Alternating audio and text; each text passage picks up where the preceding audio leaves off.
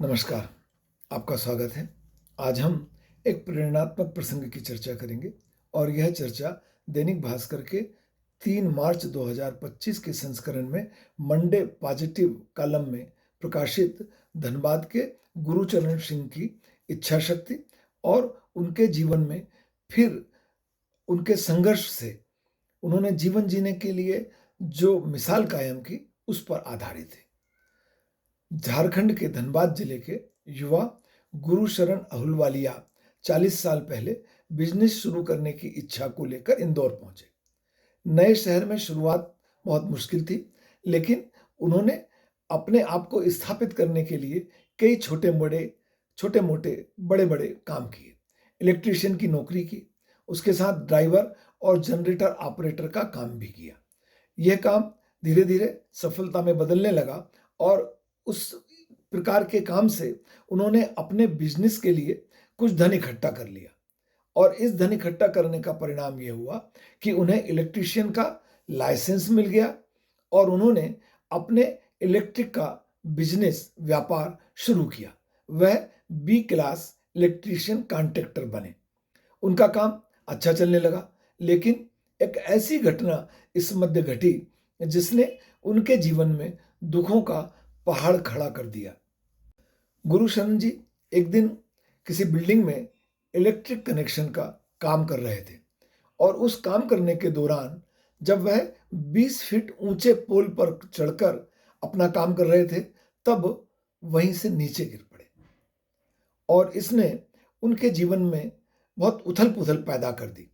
नीचे ईंट का ढेर था और उस पर गिरने के कारण उनके शरीर के कई अंगों को बहुत चोट पहुंची और उनके रीढ़ की हड्डी भी डैमेज हो गई। गुरुशरण जी लगभग 18 महीने तक अस्पताल में भर्ती रहे और इस दौरान उनकी जो जमा पूंजी थी, वह सब जमा पूंजी, जमीन जो उन्होंने क्रय की थी, वह सब उनके इलाज में बिक गई। इसके बाद उनके परिवारजनों ने भी उन्हें संभालने से मना कर दिया। जैसे तैसे कुछ लोगों ने उनके इलाज के लिए चंदा इकट्ठा किया।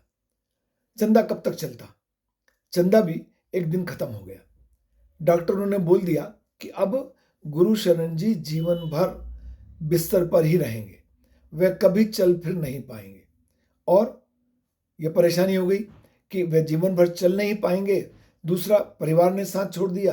तीसरा, जो चंदा मिला था वो भी चंदा खत्म हो गया और कब तक चंदे की राशि पर वह अपना जीवन व्यतीत करे। इसके बाद रात को 10:30 बजे गुरुशरण जी को चादर में लपेटकर कुछ लोग उज्जैन के सेवाधाम आश्रम में छोड़कर चले गए। स्वाभाविक है, इस सब में गुरुशरण जी बहुत टूट गए। पहले वे टूटे, फिर उन्होंने मेहनत की और काम करना शुरू किया और उसकी प्रेरणा उनको मिली। जब गुरुशरण जी उज्जैन पहुंचे तब वे बहुत बुरी हालत में थे। सदैव बेड पर पड़े रहते थे और अपनों के साथ को छोड़ देने के कारण, अपनों ने उनका जो साथ छोड़ दिया उसके कारण वे पूरी तरह भावनात्मक रूप से टूट गए थे। उस समय उन्होंने आश्रम के लोगों को देखा, उनकी स्थिति को देखा और उन्होंने पाया कि आश्रम के लोग अपनी विपरीत परिस्थितियों के बाद भी हिम्मती हैं। यह गुरुशरण सिंह जी को भी प्रेरणा मिली, उनकी हिम्मत बनी। उन्होंने आसपास के लोगों के साथ अपना समय बिताना शुरू किया, थेरेपी ली और उन्होंने तय किया कि लोगों की सेवा करने के लिए मुझे अपने बिस्तर से उठना पड़ेगा, अपना काम भी करूं और लोगों की सेवा करूं। और अब यह उनका लक्ष्य बन गया, लोगों को काम करते हुए देखने के कारण, कि मैं भी बिस्तर से उठूं, अपना काम करूं और लोगों की प्रेरणा करूं। और इसमें उन्हें धीरे धीरे सफलता मिली। वे बिस्तर से उठे, अपना काम करने लगे और दूसरों की छोटी मोटी सहायता से उन्होंने शुरुआत की। इस बार जब वो उठे तो केवल खुद के लिए नहीं, बल्कि खुद की सहायता करते हुए दूसरों की सहयोग के लिए, दूसरों की सहायता करने के लिए भी वह प्रेरित हुए और दूसरों की सहायता को ही उन्होंने अपना लक्ष्य बना लिया। आज गुरुशरण जी 68 वर्ष के हो गए हैं, हाथ में छड़ी लेकर चलते हैं, लेकिन आज उनकी ऊर्जा किसी युवा से कम नहीं है। वह आश्रम में आटा चक्की संभाल रहे हैं। द्वारपाल के रूप में भी वे द्वार पर सेवा देते हैं। यही नहीं, उन्होंने पूरे दिन अपने आप को आश्रम के कार्यों में लगा रखा है। गुरुशरण जी रोज लगभग 3.5 क्विंटल आटा, गेहूं मतलब, पीसते हैं और आटा निकालते हैं। आज वे अपनी उम्र से ज्यादा काम कर रहे हैं। 68 वर्ष के हुए हैं। यह सब उनकी इच्छा शक्ति का मिसाल है। यह सब उनकी इच्छा शक्ति के परिणाम स्वरूप संभव हुआ है। वह कहते हैं कि अब आश्रम ही मेरा घर है और मैं मरते दम तक यहीं सबकी सेवा करता रहूंगा। सेवाधाम आश्रम उज्जैन में ऐसे अनेक व्यक्ति हैं जो अपाहिज हैं, जो स्वयं अपनी देखभाल नहीं कर सकते हैं, बीमार हैं, जिनको अपने परिजन बहुत बुरी स्थिति में आश्रम में छोड़कर चले गए हैं।